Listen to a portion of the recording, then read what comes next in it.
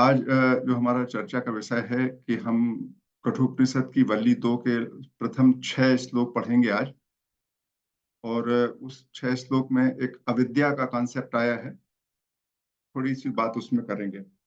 अविद्या का जो कॉन्सेप्ट आया है उस पर हम लोग बात करेंगे और संक्षेप में रखेंगे, क्योंकि आज हमारा 9 वर्ष का दिन है, तो आप सब लोग कुछ कुछ व्यस्त होंगे। तो एग्जैक्टली हम इसको 30-35 मिनट का हमारा वक्तव्य रहेगा और उसके बाद हम इसको खत्म कर पाएंगे, मुझे ऐसा लग रहा है। तो हम शुरू करते हैं। वीर्यम कर्वावहे तेजस्विनावधीमस्तु मा विद्विषावहे। ओम शांति शांति शांति। इस मंत्र के बाद हम आज अपने इस कार्यक्रम के प्रथम श्लोक पर आ गए हैं। तो ये पहला मंत्र है। इसके पहले हम लोगों ने वल्ली 1 की है। वल्ली 1 की कहानी को हम थोड़ा सा शॉर्ट में रिपीट कर लेते हैं और फिर आगे बढ़ते हैं। कहानी कुछ इस प्रकार है कि वाजस्रवा नाम के एक ऋषि हैं जो विश्वजीत यज्ञ कर रहे हैं। यज्ञ करते समय वो, उस यज्ञ की परंपरा ये है कि जो यज्ञ करने वाला यजमान है उसको सब कुछ दान करना पड़ता है, और वो अपना सब कुछ दान कर रहे हैं। लेकिन दान करते समय वो कमजोर गाय, बीमार गाय, वृद्ध गाय, जो दूध नहीं दे सकती, इस तरीके की गाय का दान कर रहे थे। उनके पुत्र जो नचिकेता हैं वो उसको देखते हैं और उनको लगता है कि ये गलत कर रहे हैं उनके पिता। और उस संदर्भ में फिर वो अपने पिता से कुछ बात करते हैं। पिता नाराज हो जाते हैं और पिता की नाराजगी के चलते हुए उनको कहते हैं कि मैं तुमको यम को दे दूंगा। और वो यमराज के पास पहुंच जाते हैं। जब यमराज से मिलने की उनकी स्थिति नहीं बनती, 3 दिन उनको इंतजार करना पड़ता है। नचिकेता को 3 दिन इंतजार करने के बदले में यमराज उन्हें 3 वर देते हैं। पहला वर के रूप में नचिकेता अपने पिता की क्रोध को शांत करने, उनकी शांति की मांग करता है और ये कहता है कि जब मैं वापस पहुंचूं तो मुझे पहचान जाए। यमराज उसे ये वर दे देते हैं। दूसरे वर के रूप में स्वर्ग की प्राप्ति का मार्ग जानना चाहते हैं, तो स्वर्ग की प्राप्ति का तरीका बताते हैं। और उसमें यमराज बोलते हैं कि 3 वर, 3 प्रकार के कर्म करना है और 3 प्रकार के संबंध जो है, और उसकी जब उनको पूरी जानकारी मिल जाती है उसके बाद ये तीसरा वर मांगा गया है। तीसरा वर यह है कि मृत्यु के बाद कोई कहता है कुछ रह जाता है, कोई कहता कुछ नहीं रहता है, इसको पूछते हैं नचिकेता। और इस पर आज चर्चा शुरू हो रही है। यमराज अभी भी सीधे उस विषय पर नहीं आ रहे हैं जो जिस हमारा, लेकिन एक बहुत ही अवधारणा की कैसे जीवन होना चाहिए। तो ये अन्यत श्रेयो अन्य द्वितीय प्रेय ते उभे नानार्थे पुरुषम सिनीतः। अन्यत श्रेय नाम की का एक मार्ग है, वो अलग है, और प्रेय नाम का जो मार्ग है वह अलग है। ये हमने लिखा हुआ है। 2 मार्ग हैं, एक श्रेयस मार्ग है और एक प्रेयस मार्ग है। ये 2 अलग अलग मार्ग हैं। नानार्थे पुरुषः सिनीथ। सिनीत का अर्थ होता है बंधन। हमने यहाँ लिखा भी है, सिनीत शब्द की मीनिंग है बांधते हैं, अपनी ओर आकर्षित करते हैं। 2 मार्ग हैं हमारे जिंदगी में। जब भी हम लाइफ में आगे चलते हैं, जब भी हमको निर्णय करने की स्थिति आती है, तो हमारे पास 2 मार्ग आते हैं, एक श्रेयस और एक प्रेयस। और ये दोनों मार्ग जो हैं अपनी अपनी ओर आपको आकर्षित करते हैं। जो श्रेय मार्ग की ओर जाता है उसको हम बोलते हैं मोक्ष मार्ग, और जो प्रेय मार्ग की ओर जाता है उसको हम बोलते हैं सांसारिक स्वार्थी जीवन का मार्ग। ये जो पूरी की पूरी हमारी व्यवस्था है, इसमें हम आपसे थोड़ा सा और चर्चा करेंगे। गीता पे भी बात आती है, इसी तरीके की बहुत सारी स्थितियां हैं इसमें, कि जो कर्म है, हम जो कर्म करते हैं वो 3 प्रकार के कर्म हैं, इनफैक्ट 4 प्रकार के। एक निषिद्ध कर्म है, दूसरे नित्य कर्म है, तीसरे निमित्त कर्म है, और चौथे काम्य कर्म है। तो ये जो निषिद्ध कर्म होते हैं, निषिद्ध का मतलब बहुत सिंपल है। निषिद्ध मतलब जो नहीं करना चाहिए। तो हम निषिद्ध कर्मों की बात नहीं कर रहे हैं। जब भी हमारे जीवन में निर्णय करने की स्थिति आती है तो निषिद्ध कर्म तो नहीं करना है। जो आज के जीवन में जैसे हम बात कर लें तो लीगल, जो लीगली नॉट अलाउड है, इलीगल वर्क, इलीगल काम तो करना ही नहीं, उनको तो छोड़ ही दिया, उसको कोई कर ही नहीं सकता। उसको करेगा तो दंड मिलेगा तुरंत इसी समाज में। तो निषिद्ध कार्य को छोड़ दीजिए। जैसे आप जहर नहीं खा सकते, वो निषिद्ध है, तो जहर नहीं खाना, अवैधानिक कार्य नहीं करना, उनको छोड़ दीजिए। जो परमिसिबल कार्य हैं, उन परमिसिबल कार्यों में भी जब आप डिसीजन करते रहते हैं तो दो प्रकार की स्थिति आती है। जो हमारे धर्म के हिसाब से परमिसिबल काम है उसमें भी दो प्रकार के हैं, एक श्रेयस मार्ग है और एक प्रेयस मार्ग है। तो ये जो श्रेयस मार्ग है ये मोक्ष का मार्ग है, और जो प्रेयस मार्ग है सांसारिक स्वार्थी जीवन का मार्ग है। इसका हमने एक बहुत ही शांत जो अनुवाद किया है वो यहाँ लिखा हुआ है, प्रत्येक परिस्थिति में, हर बार, मतलब दिन में कई बार आपके साथ ऐसी स्थिति आती है, सुबह उठने से लेके सोने तक। जब आप सुबह उठना चाहते हैं आपका मन कहता है नहीं नहीं अभी नहीं उठना है, सोते रहना है। अलार्म बज रहा है लेकिन आप फिर भी इस प्रेयस को चुनते हैं, श्रेयस को नहीं चुनते, प्रेयस को चुनते हैं। आप क्यों? आप इसको प्रेयस को चुनते हैं।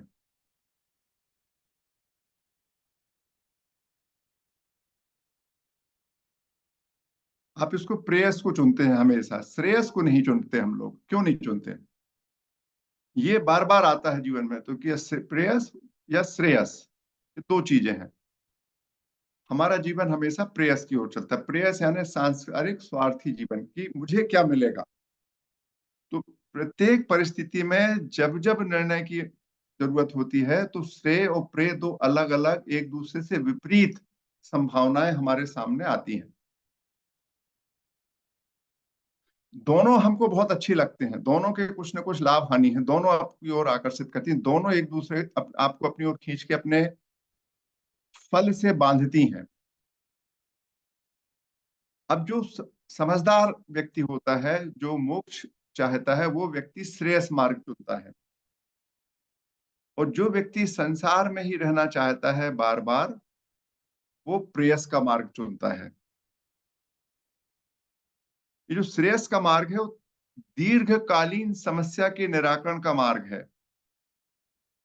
इसमें तत्काल आपको ठीक नहीं लगता, जैसे वही कि सुबह बिस्तर छोड़ना है, बिस्तर छोड़ दिया तो आपका काम आगे बढ़ेगा ना। या उदाहरण के लिए आपको लगता है सिगरेट पीना, अब सिगरेट पीने में मजा आता है तो आपको तत्काल मजा पीने में आ रहा है, लेकिन लॉन्ग टर्म में नुकसान करता है। इस समय आपको अपने ऊपर नियंत्रण करना है। तो दीर्घकालिक परिणाम देने वाला मार्ग श्रेयस मार्ग है। तत्काल सुख, भौतिक सामाजिक, तो तत्काल सुख देने वाला मार्ग प्रेयस है। तत्काल लाभ देने वाला मार्ग प्रेयस है। रिश्वत ले लेना तत्काल आपको लाभ करता है, आप ले लोगे। लेकिन यदि आप ईमानदारी से रहते हो तो आपको जीवन के अंतिम समय में बड़ी शांति रहती है। तो ये एक सारी की सारी स्थिति है। तो वो दीर्घकालिक समस्या के निराकरण का मार्ग या तात्कालिक लाभ का मार्ग। अभी ऐसा करता क्यों है आदमी, ये बड़ा इंपॉर्टेंट है। बहुत सिंपल है।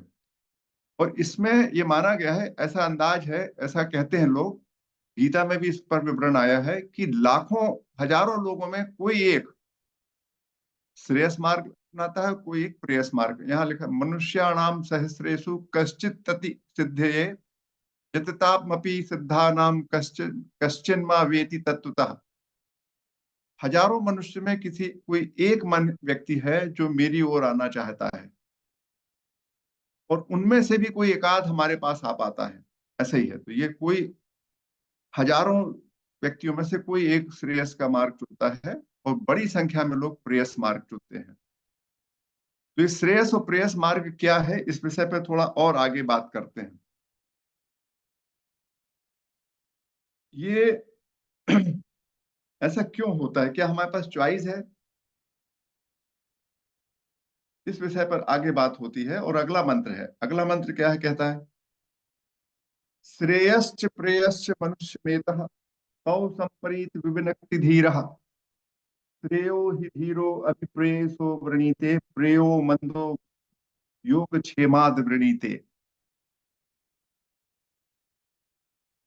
यहाँ पर फिर ये कह रहा है कि श्रेय और प्रेय मनुष्य के पास आते हैं। दोनों आपको अवसर मिलते हैं, आप श्रेय चुन लीजिए या प्रेय चुन लीजिए।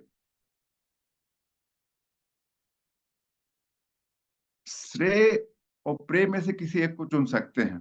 फिर वो कहते हैं जो धीरा है, धीरा मतलब ये जो धीरो शब्द है, यहाँ पे धीरा शब्द है, ये धीरो शब्द है, ये धीरा।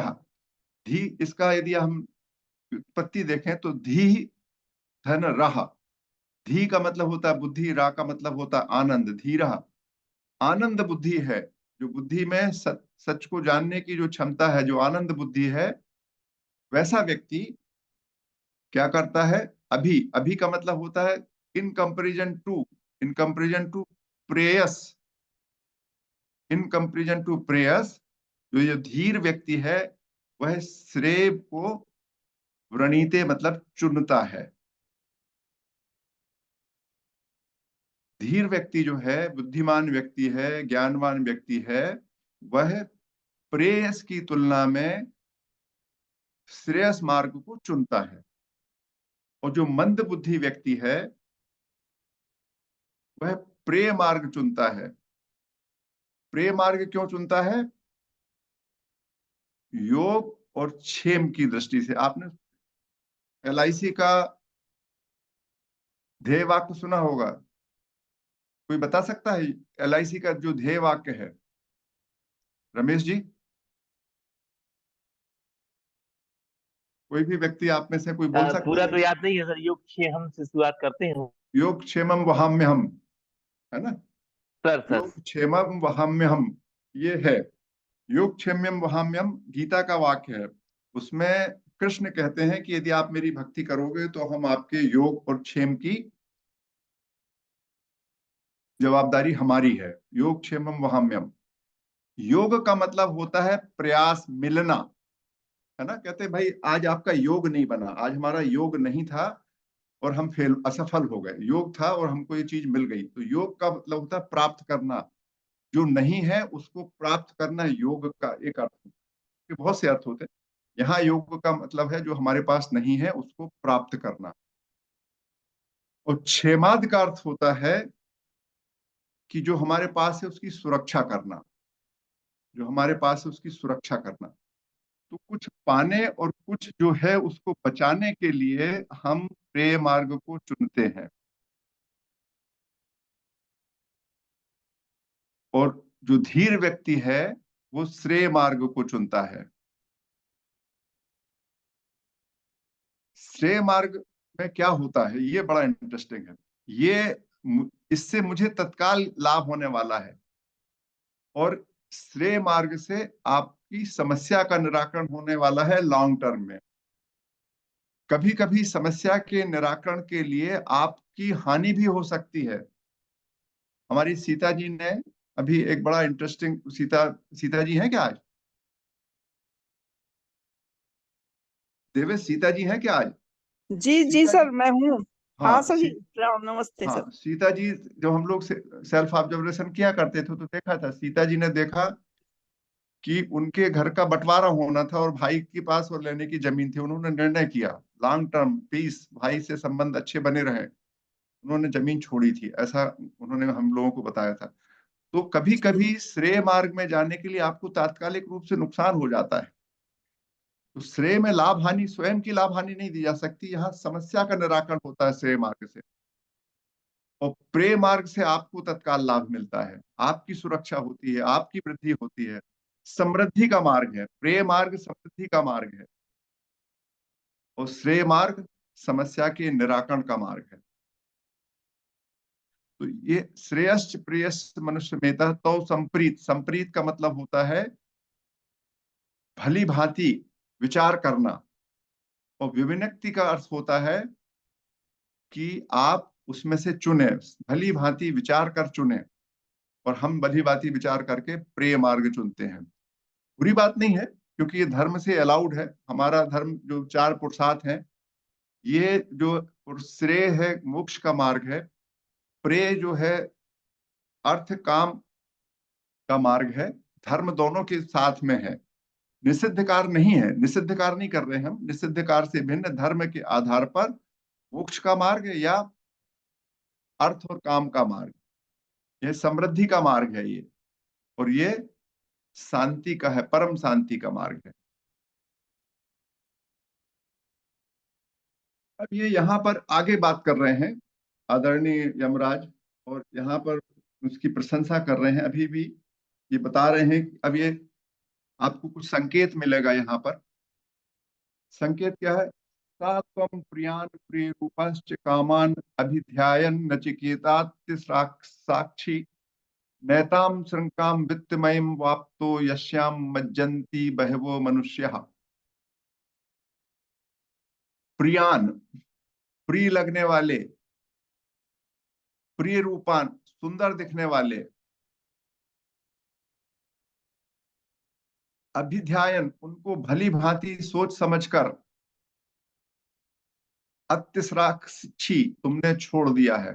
हे नचिकेता, हे नचिकेता, तुमने प्रिय लगने वाली वस्तु, सुंदर लगने वाली वस्तुओं पर विचार करके उनको छोड़ दिया है। आपको याद है, आप पढ़ रहे थे सेकंड वल्ली में, प्रथम वल्ली में थे, तो उनको बोल रहे थे आप अप्सराएं ले जाइए, गाय बैल ले जाइए, हाथी ले जाइए, घोड़े ले जाइए, गऊ ले जाइए, सुंदरियां ले जाइए, रथ ले जाइए, सब कुछ ले जाइए, 100 साल का जीवन मांग लीजिए, पुत्र पौत्रान मान लीजिए, सब। नचिकेता मना कर देता, तुमने सब कुछ छोड़ दिया है।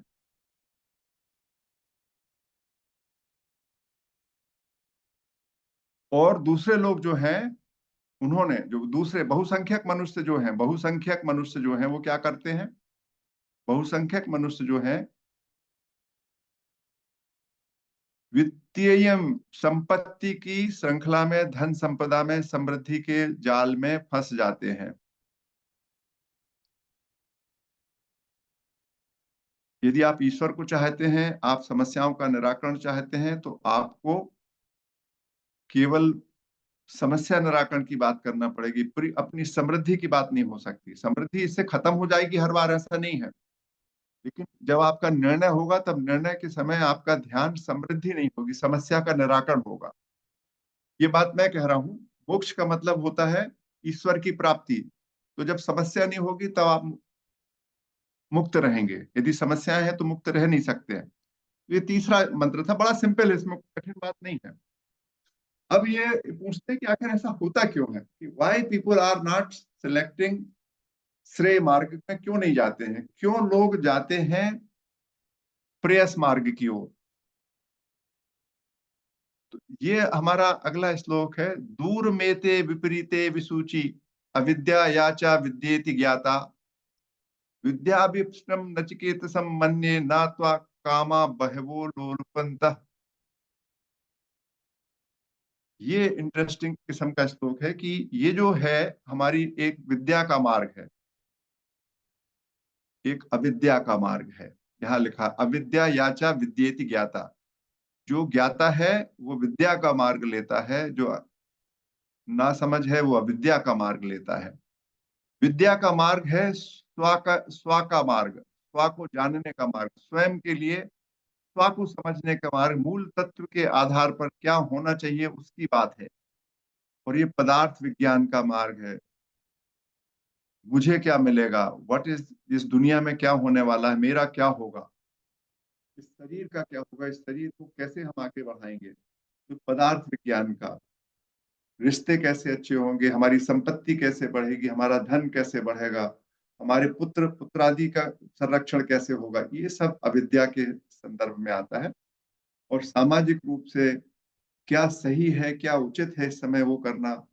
जैसे उदाहरण के लिए, जब अभी अपने कोरोना काल था, तो जब आप, अविद्या का मार्ग क्या था, आपको मालूम था भाई संबंध बनाना है तो एक दूसरे से मिलिए।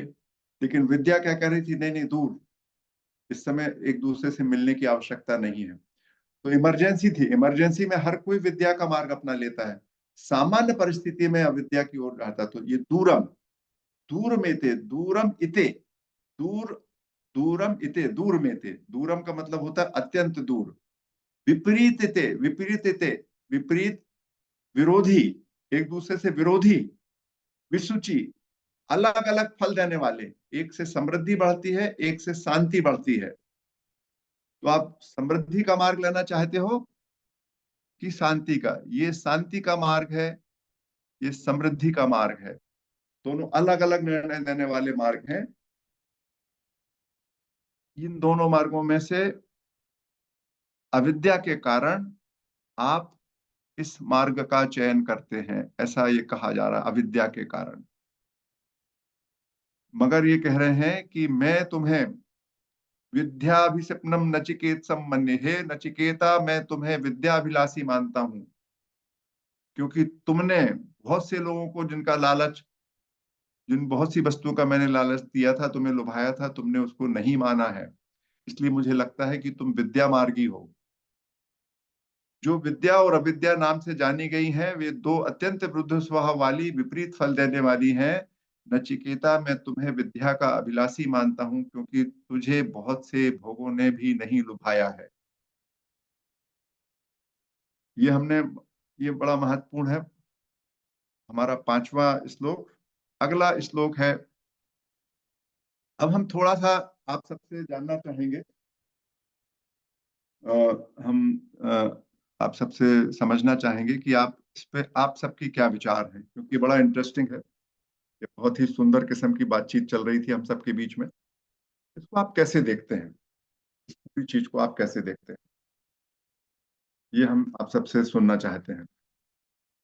कोई इतने, इन जो हम लोगों ने अभी श्लोक पढ़े हैं, इस पर आप क्या कहना चाहते हैं, हम आपको सुनना चाहेंगे। कोई भी बोलना चाहे।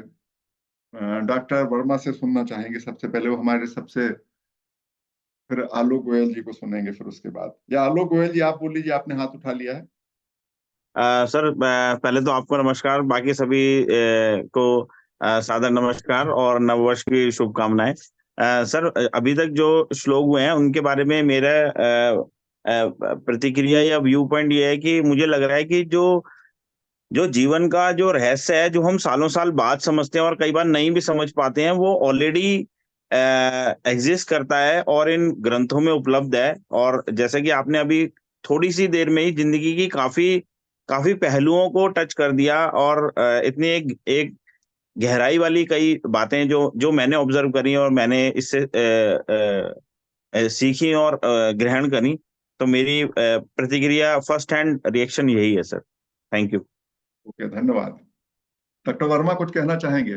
सर ये जो ज्ञान की बातें तो बहुत होती है, लेकिन उसको इम्प्लीमेंटेशन वाला जो इशू आता है, तो हम सांसारिक लोग थोड़े पीछे हट जाते हैं। क्योंकि हम जो देख रहे हैं सर अभी, मतलब हम हर चीज में कंफर्ट देख रहे हैं, अभी का हमारा फायदा देख रहे हैं। अब जैसे, तो लेकिन अगर हम में वो विजडम है और वो आ रही है अगर, तो फिर हमें जरूर करेला मीठा लगना चाहिए, या लगता है। इनफैक्ट जब भी आप कहीं निर्णय करते हैं, तो एक धीमी सी आवाज तो जरूर आती है आपके पास, क्या करना, मतलब आपके पास जो इसमें जो उन्होंने बोला है, आपके समक्ष जब भी परिस्थिति आती है निर्णय लेने की, तो दोनों विकल्प आपके मस्तिष्क में उपस्थित होते हैं, इसमें कहीं कोई दो राय नहीं है। किसी चीज को आप बहुत जल्दी सुन के रिजेक्ट कर देते हैं, किसी चीज को आप बहुत गहराई से पकड़ लेते हैं। एक आवाज धीमी और एक आवाज तेज। किसी के मन में प्रेयस की आवाज तेज आती है, किसी के मन में श्रेयस की आवाज तेज आती है, आती दोनों के मन में है। और ये जो आवाज है, ऐसा होता क्यों है, लेकिन ये बड़ा इंटरेस्टिंग चीज है। आगे इस पे ये जो अविद्या है, अविद्या शब्द पर आपसे जानना चाहेंगे कि ये जो ऐसा करता क्यों है आदमी, मतलब ये बड़ा, इसको क्या है, ये अविद्या है क्या, इसको, इस पर एक बड़ी चर्चा है। मतलब मैंने तो बहुत सरल तरीके से आपको बोल दिया कि ऐसा क्यों है, वाई, ये अविद्या है क्या, इसको क्या हमारे समाज में जो है, इसको हम ऐसा क्यों मानते हैं, ये अविद्या हमको इतना परेशान क्यों करती है, ये जो अविद्या का मार्ग क्यों अपनाते हैं, ये अविद्या है क्या। और कोई बोलना चाहेगा इस विषय पे अपने तरफ से, फिर हम आगे बढ़ेंगे इसमें। सर मैं ये बोलना चाहता था कि जिसे आप अविद्या बोल रहे हो सर, हाँ, बिना अविद्या के नॉलेज के आप विद्या का आपके मन में विचार आ ही नहीं सकता। मतलब आपको लगता है सर ऐसे आ सकता है सर? क्योंकि मैं आज हम इस जिस स्टेज पे पहुंचे हैं सर, वो कहीं ना कहीं अविद्या से तो आया है सर। मैं आपका इसको समझ नहीं पाया, कैसा बोल रहे हो आप। सर जो विद्या है सर, सेल्फ ऑब्जर्वेशन, सेल्फ को जानना, आप इसमें लिखा है सर जो। हाँ, और अविद्या मतलब फिजिकल जो हाँ। वो हैं उनको जानना। हम्म। तो सर मैं सर ये बोल रहा था कि ये जो विद्या है सर, ये जब कोई पर्सन अविद्या का अप्रोच करता है, उस पे उस चीज को ज्यादा उसमें इंगे मतलब उस चीज को ज्यादा मतलब अविद्या के थ्रू ही सर विद्या पे पहुंचा जा सकता है, या फिर विद्या पे डायरेक्ट पहुंच सकते हैं अपन, ऐसा? पहली चीज ये तो सर। बहुत इंटरेस्टिंग है कि हम लोगों को ये समझना कि है क्या अविद्या, क्या है विद्या, क्या है। ये समझना बहुत जरूरी है कि क्या मानते हो आप, ये है क्या, आखिर ये है क्या, ये क्या है, ये हम जानना चाहते हैं सबसे पहले तो। ये है क्या, ये जो अविद्या है ये है क्या। ऐसा लग रहा है कि हम किसी भी कार्य के लिए ज्यादा प्रयास नहीं करना चाहते हैं। हम चाहते हाँ। हैं थोड़े से जतन से ही हमें वो चीज मिल जाए। या चाहे क्योंकि हमें कोई बड़ा बड़ा अचीवमेंट चाहिए या एनलाइटमेंट चाहिए, तो उसके लिए हमें काफी डेडिकेटली काम करना होता है। और हमारी आदत ऐसी बनी हुई है कि हमें बस थोड़ा प्रयास करो और हमें मिल जाना चाहिए वो चीज। वो हमारे लिए अविद्या सिद्ध हो रही है। ये इस विषय को हम ऐसा करना चाहता है, हम असली में आज हम डिस्कस नहीं करना चाहते। जो मैंने आपसे बात की है कि अविद्या के संदर्भ में, मैं सोचता हूँ कि ये एक बहुत महत्वपूर्ण टॉपिक है हम सबके लिए। आप सब लोग इस पे विचार करें, क्या हम लोग इस बात पे थोड़ा सा अगले सप्ताह विचार करें? ऐसा यदि आप सहमत हो तो हम इस पे, इस विषय को थोड़ा सा, हम ये समय देना चाहते हैं आप सबको कि आखिर हम ऐसा क्यों करते हैं। हम क्यों छोटी छोटी चीजों के लिए जो शांति का मार्ग है उसके बदले में हम समृद्धि का मार्ग क्यों चुनते हैं। ये इस विषय पर हम आगे कल चर्चा कर सकते हैं। अभी हम अपने 2 श्लोक और पढ़ लें, और फिर चूंकि आज जैसा मैंने आपसे वादा किया कि हम लोग इसको थोड़ा जल्दी खत्म करना चाहेंगे, तो इसको हम पढ़ लेते हैं, अगले श्लोक को। आप सहमत हो? और यदि आप चाहते हैं कि नहीं आज ही चर्चा की जाए तो मैं कुछ और थोड़ी देर बात करूंगा। मगर यदि आप सोचते हैं कि इस पर हम थोड़ा सा, आप सबको मौका मिलना चाहिए, यदि आप सब लोग थोड़ा थोड़ा इस पर अपने अपने तरफ से अध्ययन करें, समझें, क्योंकि हम सारे लोग जो यहाँ पर बैठे हैं, हम ऐसा लग रहा है कि हम सब लोग विद्या मार्ग के लोग हैं। क्योंकि आप अभी आज 9 वर्ष के दिन 20 लोग हमारे साथ बैठे हैं, अन्य चीजों को छोड़ के मजे लेने के बदले में आज आप इस चर्चा में लगे हुए हैं, जो स्व की है, अध्यात्म की चर्चा है, इस पर हम लोग कर रहे हैं। तो आप सब लोग, मुझे लग तो इसी मार्ग के लोग रहे हैं। तो इस पे चर्चा करने के पहले मैं सोचता हूँ कि आप सारे लोग थोड़ा थोड़ा अपने तरीके से समझें, और फिर हम लोग कल बात करें। क्योंकि मैं ये मानता हूँ कि जो आप समझेंगे वही इंपॉर्टेंट है, जो मैं कहूंगा वो तो ठीक है, हम कुछ कन्विंस नहीं करना चाहते। या विद्या तत्व है क्या। बस मैं इसमें कुछ एक चीज और कहना चाहता हूँ कि इस अविद्या को, जो भारतीय दर्शन में जो अविद्या है, इसको माया भी कहा जाता है। अविद्या ही माया है। और अविद्या और माया, इस विषय पर बहुत चर्चा होती है भारत में। और इस पर अलग अलग किस्म के बहुत सारे विचार हैं। तो ये जो ये कहाँ से आती है, मतलब ये अविद्या आती कहाँ से है? व्यक्ति, जीव प्राणी में आती है कि ईश्वर के द्वारा फैलाई जाती है? कहाँ से आती है अविद्या? क्यों इससे हम मुक्त नहीं रह सकते? जब हम जानते हैं, जब ये पूरा शास्त्र कह रहे हैं और सब हमको पढ़ा रहे हैं इतने सारे दिनों से लोग, तो हम इस अविद्या से मुक्त क्यों नहीं हो पाया मानव समाज आज तक? जब हमारे सारे ऋषि मुनियों ने बोल दिया कि ये नहीं होना तो ये चाहिए, we must adopt this rate, मगर हम इस पे क्यों चलते हैं? हम इसको नहीं होना चाहिए था, हम इसको क्यों करते हैं? इस विषय पर हम आपसे बात करना चाहेंगे। तो ये तब अपन कर सकते हैं जब आप लोग भी थोड़ा सा अध्ययन कर लें। तो इसको थोड़ा सा अध्ययन कर लिया जाए इस पे, और फिर अपन बात करें। सहमत हैं क्या आप लोग? कुछ लोग मुझे इसमें जी थोड़ा सर। सा आवाज लेके बोले, क्योंकि हमको यहाँ स्क्रीन नहीं दिख रही है। जी सर। जी सर। जी सर, ठीक है, कल बात करेंगे। हम इस पे नेक्स्ट सेशन पे इस पे डिटेल में बात करेंगे। अभी हम अगली स्लाइड पे आते हैं। इसके जी बीच सर। में हम आपको केवल 2 श्लोक आपके सामने रख रहे हैं। इनको हम अभी आज पढ़ के छोड़ देते हैं, और दूसरा, पहला श्लोक है इसका, ये वाला जो हिस्सा है, आधा हिस्सा जो है इसका, इसको हम लोग बहुत ये वाला हिस्सा जो है इसको हम कई बार सुना है। ये हिस्सा इसके महत्व को बता रहा है, ये वाला हिस्सा, ये वाला महत्व बता रहा हूं। ये श्लोकार्धेन प्रवक्ष्यामि यदुक्तम ग्रंथम कोटिभिः, जो हजारों ग्रंथों में जो बात कही गई है उसको हम आपको आधे श्लोक में बोल रहे हैं। ब्रह्म सत्य जगन मिथ्या जीवो ब्रह्मेव ना परा। ये जो है ये माया और उसकी बात को समझाता है कि जो पूरा ब्रह्म है, सत्य है, ये जो संसार है ये मिथ्या है, जीव ही ब्रह्म है और कुछ नहीं। ये जो ये कथन है, ये कथन अविद्या और माया के संदर्भ में बहुत ही व्यापक कथन है। और इसकी जो एक प्रकरण ग्रंथ में वेदांत सार में ये इसकी 5 चीजें बताई गई हैं। अज्ञानम तु सद असदभ्याम अनिर्वचनीयम त्रिगुणात्मकम ज्ञान विरोधी भाव रूपम यत्किंच। जो विद्या है वो सत्य और असत्य से अलग अनिर्वचनीय है, वो त्रिगुणात्मक है, वो ज्ञान विरोधी है, लेकिन पॉजिटिव है और उसका कोई महत्व नहीं है, समाप्त हो जाती है वो। ये है इसमें, ये उसी अविद्या और माया के संदर्भ में चर्चा है। इस पर हम अभी विस्तार से बात नहीं कर रहे हैं, कल अगले सत्र में हम इस पर विचार करेंगे। अब ये जो हमारा अगला श्लोक है ये बड़ा इंपॉर्टेंट, ये श्लोक भी बहुत ही महत्वपूर्ण श्लोक है। और इस श्लोक में, ये आखिरी श्लोक है आज का, और इस श्लोक को हम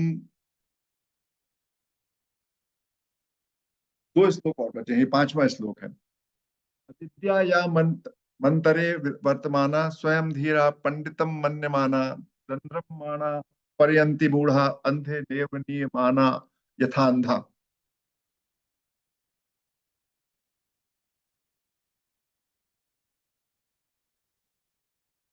जो लोग अविद्या में रहते हैं, अविद्या या मंतरे वर्तमान, अविद्याम अंतरे वर्तमान, जो अविद्या से घिरे हुए हैं इस समय और स्वयं को विद्वान मानते हैं, जो विद्वान स्वयं को विद्वान मान रहे हैं, अविद्या से घिरे हुए स्वयं को विद्वान मान रहे हैं, ऐसे मूर्ख लोग ठीक उसी प्रकार इस संसार में भटक रहे हैं जैसे किसी कोई एक अंधे को दूसरा अंधा रास्ता दिखा रहा है, ये बोल रहे हैं। ये मुंडक उपनिषद में भी ये श्लोक है, यहाँ भी है, बड़ा इंपॉर्टेंट है कि जो अविद्याग्रस्त लोग हैं, जो संसारी लोग हैं, जो समृद्धि के आकांक्षी लोग हैं, वे लगातार अपने आप को बुद्धिमान मानते हैं। आप देखिएगा जो हमारे समाज में आज के जो लोग हैं, धनवान लोग हैं, जो बहुत समृद्ध लोग हैं, वो अपने आप को बड़ा श्रेष्ठ मानते हैं अपने आप, लेकिन संतुष्ट नहीं हो पाते वो। एक दूसरे की होड़ में, एक दूसरे के मार्गदर्शन में पीछे पड़े रहते हैं संसार के, और अंततः दुखी हो जाते हैं, दुखी रहते हैं, प्रसन्न, संतुष्टि नहीं आती उनके मन में। बहुत सिंपल सा है, कठिन नहीं है। ये जो अर्थ है, ये वाला श्लोक है, इसको मैंने बहुत अच्छे से अपने तरफ से लिखा, इसका अर्थ आपको पुस्तकों में भी मिल जाएगा, आप पढ़ेंगे। ये बड़ा सुंदर श्लोक है। इस श्लोक को हम 2 बार पढ़ेंगे, और ये आज का आखिरी श्लोक है। ना सांपरायः प्रतिभाति बालम प्रमाद्यतम वित्त मोहिने मूढ़म अयम लोको नास्ति परिति मानी पुनः पुनर्वश मापद्यते में।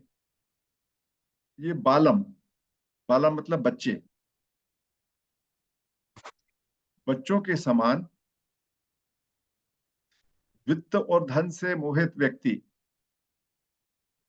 प्रमाद करने वाले व्यक्ति, अज्ञानी व्यक्ति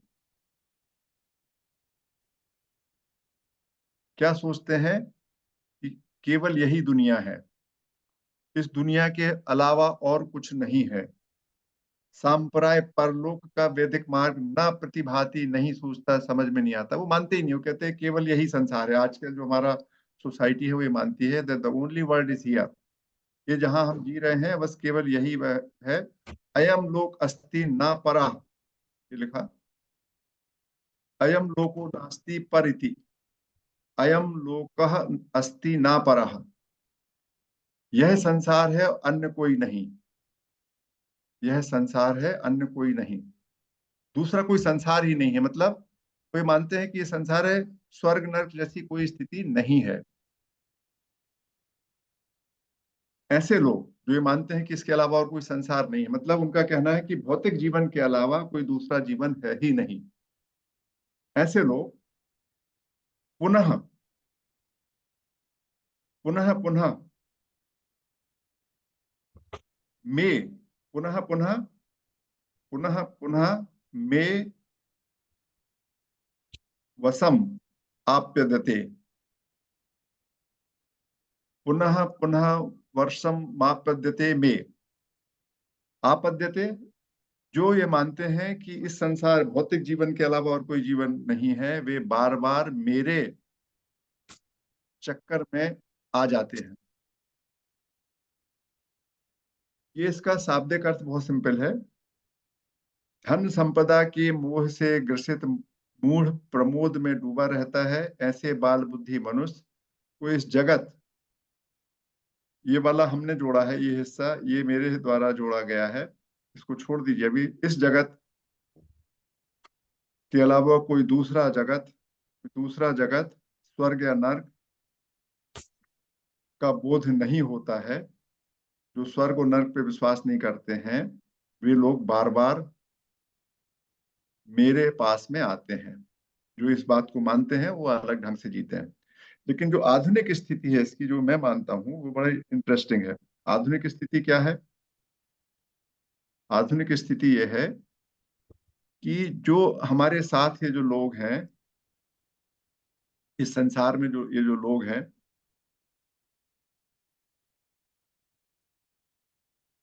इस संसार में जो लोग हैं, उनको लगता है जो मैं से उलझ रहा हूँ, जो विद्वान लोग हैं, रिच लोग हैं, वो सोचते हैं कि जो मेरे मन में आ गया, जो मेरा दृष्टिकोण है इस संसार के बारे में, उससे भिन्न कोई दूसरा दृष्टिकोण हो ही नहीं सकता।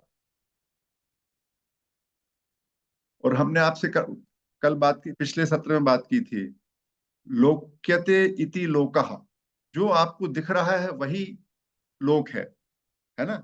यदि आपको एहसास होता है, मतलब ये जो मन की स्थिति है, जब आप स्वप्न में रहते हैं तो स्वप्न लोक हो जाता है, जब आप सिनेमा देख रहे होते हैं तो आप सिने लोक में रहते हैं। तो आपके मन का और इस जगत से जिस तरीके का दृश्य, आप इस जगत को जिस दृष्टि से देखते हैं, यदि आप इस जगत को समस्या के रूप में देखेंगे तो नर्क लगेगा। यदि इस जगत में आप सुविधाएं को समझ में आ रही हैं, आपके और जगत के बीच के जो संबंध है उसमें आपको सुविधा दिख रही है, तो स्वर्ग हो जाता है। तो जो आपका दृष्टिकोण है, ये जो आपका जो दृष्टिकोण है वो इम्पॉर्टेंट है। ये जो दृष्टिकोण है, तो यदि आपको ऐसा लगता है कि संसार के प्रति जो आपका दृष्टिकोण है उससे भिन्न दृष्टिकोण नहीं हो सकता, तो आप फिर परेशान है, फिर आप जिद में रहेंगे, फिर आपके संबंध किसी से बन ही नहीं सकते। यदि मैंने बोल दिया कि सुबह आज ठंड पड़ रही है तो दूसरे को भी लगना चाहिए ठंड, भले उसको ना लग रही हो। आप बीमारी के कारण ठंड महसूस कर रहे हो, सामने वाले को नहीं लग रही है। सामने वाला कहता है कि मुझे कुछ और काम करना है, आप कह रहे नहीं यही करिए। बच्चा आपका कहता है कि मुझे ड्राइंग सीखना है, मैं पेंटिंग सीखना चाहता हूँ, आपको लग रहा है नहीं इंजीनियरिंग पढ़िए।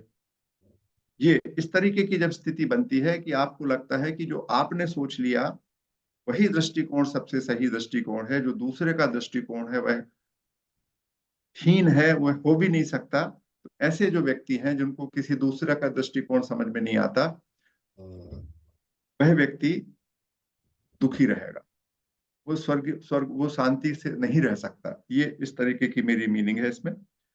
और ये बात पूरी हुई आज की, मैं जो कहना चाह रहा था।